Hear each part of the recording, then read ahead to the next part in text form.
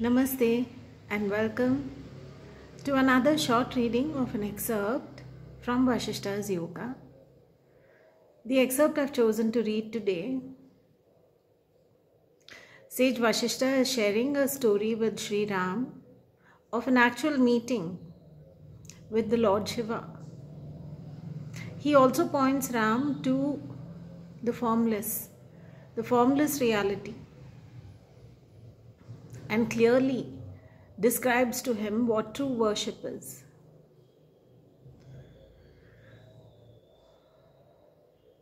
So Sage Vashishta continued, I lived in the abode of Lord Shiva, known as Kailasa, for some time, worshipping Lord Shiva and practicing austerities. One day I saw a great light in the forest. With my insight, I inquired into its nature. I saw that it was Lord Shiva himself. I saluted the Lord and asked him, Lord, what is the method of worshipping the Lord which destroys all sins and promotes all auspiciousness? The Lord said, do you know who God is? God is not Vishnu or Shiva or Brahma, nor the wind, the sun or the moon,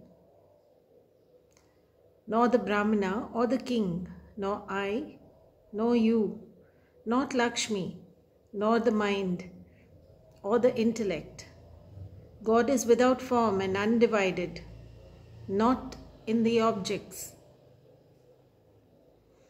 That splendor which is not made and which has neither beginning nor end is known as God or Lord Shiva, which is pure consciousness. That alone is fit to be worshipped, and that alone is all.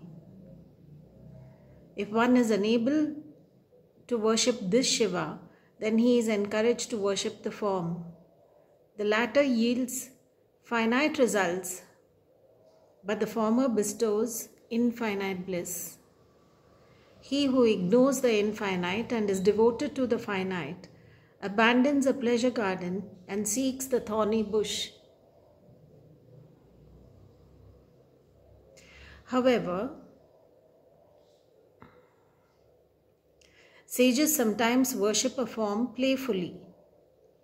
Now, for the articles used in the worship, wisdom, self-control, and the perception of the self in all beings are the foremost among those articles.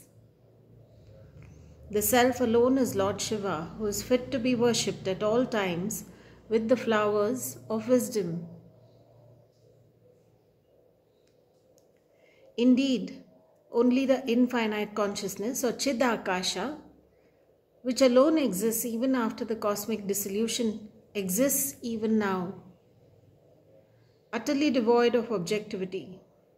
All these mountains, the whole world, the firmament, the self, the jiva or the individuality, and all the elements of which this world is constituted, all these are nothing but pure consciousness. Before the so-called creation, when only this pure consciousness existed, where were all these? Heaven, space, or Akasha, supreme or infinite space, which is Paramakash, absolute space, Brahmakash. Creation, consciousness are mere words, and they indicate the same truth even as synonyms do. Even as the duality experienced in a dream is illusory, the duality implied in the creation of the world is illusory. Even as the objects seem to exist and function in the inner world of consciousness, in a dream, objects seem to exist and function in the outer world of consciousness during the wakeful state. Nothing really happens in both these states. Even as consciousness alone is the reality in the dream state, consciousness alone is the substance in the wakeful state too.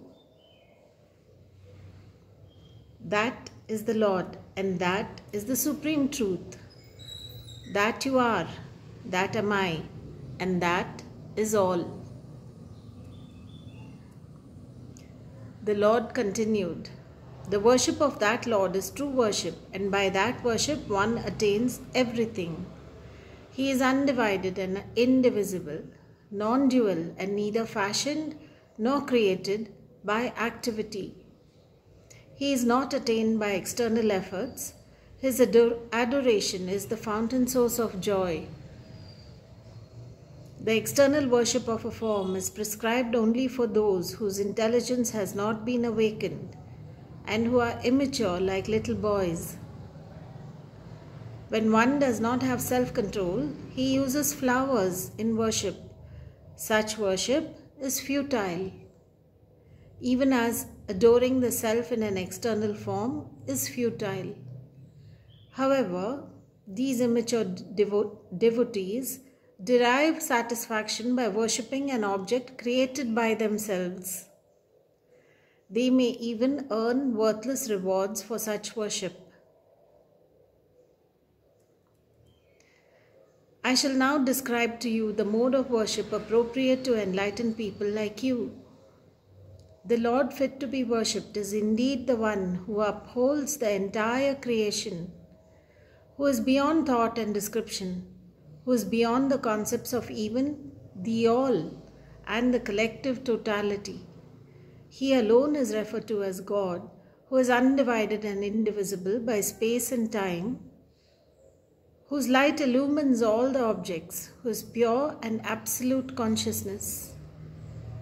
He is that intelligence which is beyond all its parts, which is hidden in all that is, which is the being in all that is, and which robs all that is of their being. That is, it veils the truth.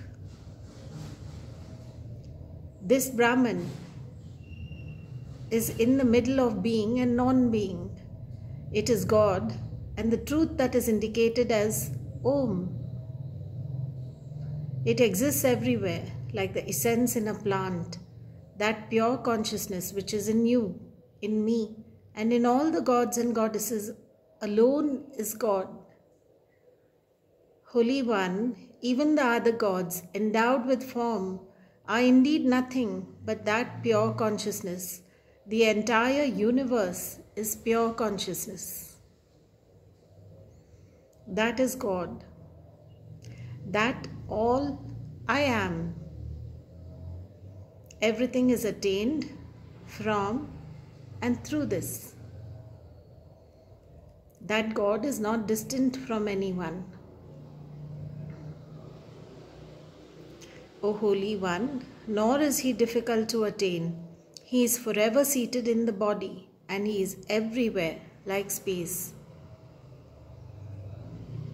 He does everything. He eats, He holds everything together. He goes, He breathes, He knows every limb of the body. He is the light in which all these limbs function, and in which all the diverse activities take place. He dwells in the cave of one's own heart. He transcends the mind and the five senses of cognition. Therefore, He cannot be comprehended or described by them. Yet, for the purpose of instruction, He is indicated as consciousness. Hence, though it appears as though He does everything, He does nothing. That consciousness is pure and seemingly engages itself in the activities of the world to the same extent as the spring does in the flowering of trees.